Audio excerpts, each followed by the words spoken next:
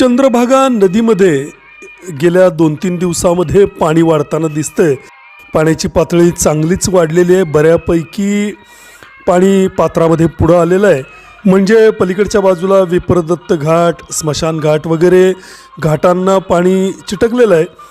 अगदी काही दिवसांपूर्वी म्हणजे परवाच्या वारीमध्ये, माघी वारीमध्ये नदीला पाणी अत्यंत कमी होतं, म्हणजे जवळपास नसल्यासारखं होतं। आणि जे काही होतं त्यामध्ये शेवाळ प्रचंड प्रमाणामध्ये दिसत होतं। लांबून अगदी सगळी नदी हिरव्या रंगाची शेवाळानं भरलेली दिसत होती। मात्र पर्याय नसल्यानं भाविकांनी तशाच अवस्थेमध्ये स्नान उरकून घेतलं।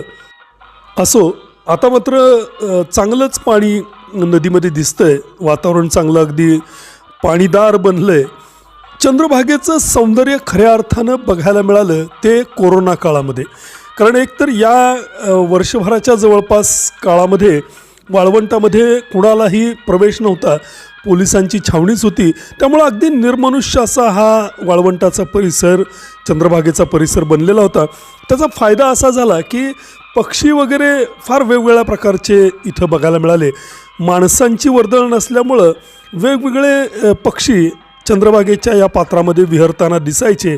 त्यांचा आवाज, त्यांची किलबिल वगैरे जाणवायचं आणि त्यामुळं वेगळीच प्रसन्नता या चंद्रभागेच्या परिसराला, या वाळवंट परिसराला इथं आम्ही जवळ राहत असल्यामुळं आम्हाला त्या कोरोना काळामध्ये बघायला मिळाली।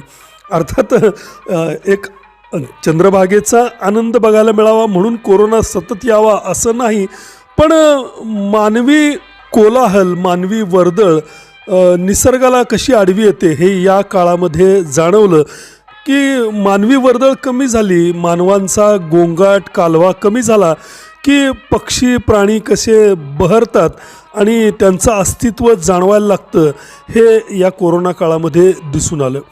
आताही मुबलक आलेल्या पाण्यावरती बदकांचे थवे, करकोचांचे थवे बघायला मिळत आहेत। एकंदर प्रसन्न असं वातावरण चंद्रभागेच्या या परिसरामध्ये बघायला मिळतंय। वाहतं पाणी हा डोळ्यांना सुखवणारा प्रकार असतो आणि तो शुभही असतो असं म्हणतात। त्यामुळं सध्या तो आनंद आम्ही घेतोय।